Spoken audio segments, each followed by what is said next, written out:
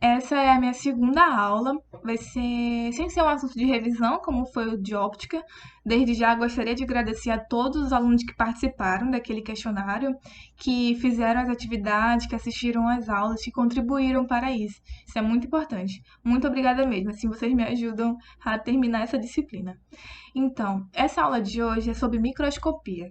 Vamos falar um pouco sobre o que é o microscópio, qual a sua importância nos dias atuais, do que se constitui o microscópio, desde quando ele foi originado, quem foram as pessoas por trás disso e tudo mais. Espero que vocês gostem.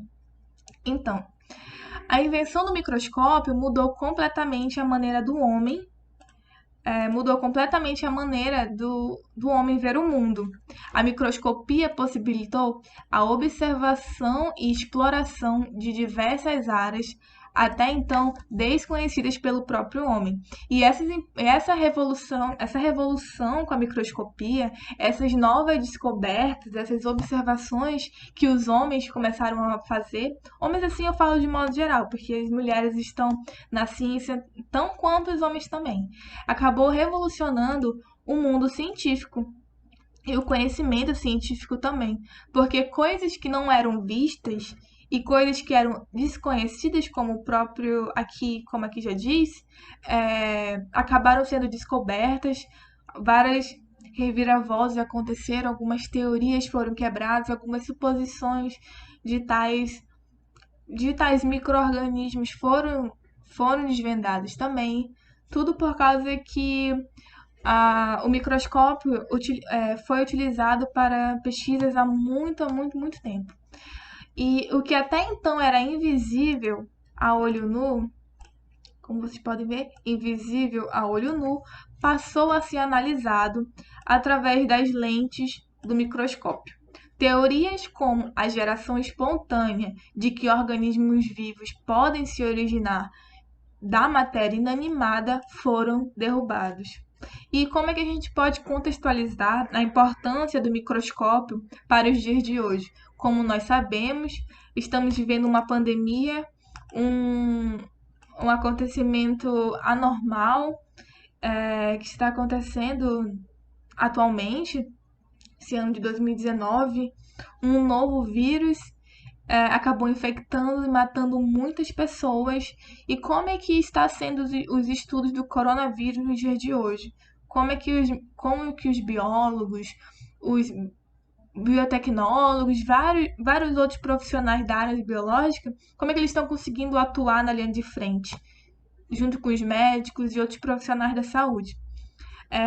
Foi possibilitado ver pela primeira vez a infecção pelo vírus SARS-CoV, que causa o Covid-19, infeccionando, penetrando em células saudáveis do corpo. E essas imagens elas só conseguiram ser visualizadas através de microscópios de alta resolução. E agora vamos ver um vídeo rapidinho para vocês observarem essas imagens com mais detalhes. Pela primeira vez, cientistas brasileiros captaram imagens da ação infecciosa do novo coronavírus em células do corpo humano. O estudo foi feito pela Fundação Oswaldo Cruz, no Rio de Janeiro. Um registro inédito no Brasil. As imagens de microscopia eletrônica mostram o momento exato em que o novo coronavírus ataca e infecta uma célula saudável do corpo humano. Em outro momento, várias partículas do coronavírus aparecem tentando infectar a célula, onde se encontra o material genético. E uma terceira imagem mostra partículas virais no interior da célula, após a infecção. Conseguimos observar todo o processo, todas as etapas de replicação do vírus nesta célula. Então, nós conseguimos documentar a internalização do vírus, nós conseguimos documentar a montagem das partículas virais e nós conseguimos também documentar essas partículas infecciosas que nós denominamos de vírions sendo exocitadas, saindo da célula. As imagens do coronavírus atacando uma célula do corpo foram obtidas durante um estudo sobre replicação viral. Então, galera, como é que a gente pode contextualizar isso.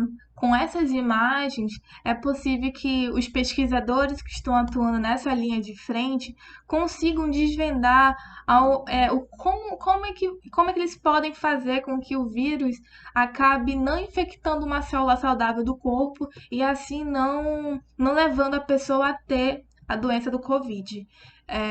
A importância da microscopia, ela revolucionou o mundo científico e isso é algo inquestionável. Além disso, até nos dias de hoje, os microscópios exercem um papel fundamental no âmbito científico, possibilitando o estudo de diversos micro-organismos e partículas ao nível microscópio. Uma coisa que temos que entender, turma, é que a utilização do microscópio é para que os pesquisadores e as pessoas que utilizam esse equipamento consigam enxergar micro-organismos ou até alguns insetos, por exemplo, utilizando o microscópio para visualizar estruturas mais específicas. E muitas vezes não conseguimos ver com os detalhes ao olho nu. Então, é para visualização de seres inimagináveis, sabe? De micro-organismos, algumas bactérias, alguns vírus, alguns fungos que não conseguimos ver a olho nu.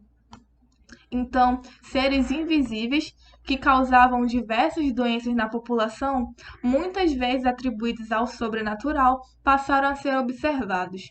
E como assim? Como que seriam esses seres invisíveis? Um exemplo, não sei se vocês conhecem, mas existe uma doença chamada doença de Chagas, que ela é causada por um protozoário, um micro-organismo chamado Trypanosoma cruzi. Esse protozoário, esse micro-organismo, ele não é visto a olho nu. As pessoas acabam tendo a doença de Chagas pelo consumo de açaí que não foi muito bem limpo, não passou por um processo bom de higienização. E esse micro-organismo, às vezes, ele está presente no açaí. Então, às vezes a pessoa vai lá, toma um açaí tranquilamente, que está infectado, mas ela não sabe, porque não é possível ver. E essa visualização, no caso desse micro-organismo, é visto através do microscópio. E aprendeu-se... E o que isso nos ajudou? O que isso tem a ver com os dias de hoje? Aprendeu-se sobre doenças e as criaturas microscópicas que a originavam. Isso possibilitou a evolução no tratamento e o funcionamento dessas doenças. Como já disse anteriormente, fez com que os pesquisadores descobrissem o agente causador daquela doença e assim começarem sucessivos e maçantes estudos até a descoberta desse micro-organismo, do que ele pode fazer, de quais são os mecanismos que podem combatê-lo. Então, a utilização do microscópio, turma, para pesquisa é extremamente importante, é essencial. E a palavra microscópio tem a sua origem do termo micros, do grego, que é originário do grego, que significa pequeno. E escópio, também do grego, significa observar, ver através. Então, a junção da palavra microscópio significa pequeno e observar, ver através. Aqui a gente pode ver nessa imagem a representação de um microscópio ilustrativo, utilizando uma lâmina contendo um material biológico, que nesse caso aqui é o sangue.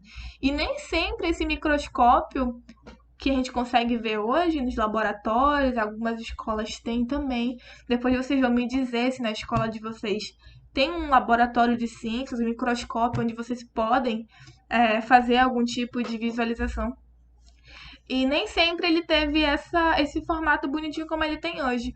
Passou na mão de muitos pesquisadores, de muitas pessoas curiosas e interessadas em estudar, em descobrir, para chegar nesse modelo que ele é hoje. Então, conhecendo um pouco mais sobre a história do microscópio, desde 721 anos antes de Cristo, há relatos de um cristal conhecido como lentes de Layard, que no caso é essa lente aqui que a gente consegue observar, que foi talhado, polido e tinha propriedades de ampliação.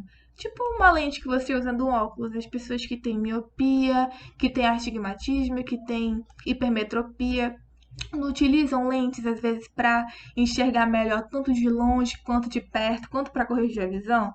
Então, essas lentes também são utilizadas nos microscópios, e essa aqui foi a primeira lente que foi criada em 721 anos antes de Cristo. O uso de lupas remonta a diversos povos da antiguidade. Então, a gente consegue observar pela própria data que isso já é estudado há muito, muito tempo. E o primeiro microscópio começaram a ter os seus estudos a partir da década do ano de 1590, com 2 fabricantes de óculos, os holandeses Zacarias, que no caso é esse aqui, Zacarias, e o seu pai Hans, que eles começaram a experimentar essas lentes e ver a função delas no nível microscópico. E eles colocaram várias lentes em tubos e fizeram uma descoberta muito importante. O objeto perto do final do tubo apareceu muito mais ampliado, maior do que a lupa simples, maior do que a lupa simples poderia alcançar. A princípio, era tratado como um brinquedo pela realeza europeia. Aqui a gente pode observar essa imagem. Vocês diriam que isso é um quê? Eu não diria que era um microscópio, mas sim, gente. Esse aqui é um microscópio. Foi o primeiro microscópio.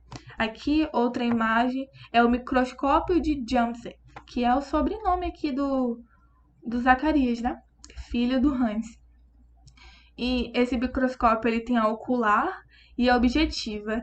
Então, no final do tubo, que no caso esse aqui seria o final, o ocular ele direcionava o seu olho aqui onde tem essa abertura. A lente ficava aqui no final desse microscópio e era possível ver a ampliação do que era mostrado através do microscópio, né? E as primeiras descobertas, as primeiras consequências dessa descoberta para a ciência vieram principalmente do inglês Robert Hooke e do holandês Otto van... Esse nome eu não vou saber pronunciar, mas o Otto van. E a partir dessas consequências geraram os livros, né? Que aqui a gente pode ver o primeiro livro de micrografia do Robert, e aqui mais um exemplo de um microscópio. Então, como percebemos, muitas mudanças aconteceram ao longo dos anos e os pesquisadores tentaram aperfeiçoar cada vez mais esse equipamento tão importante.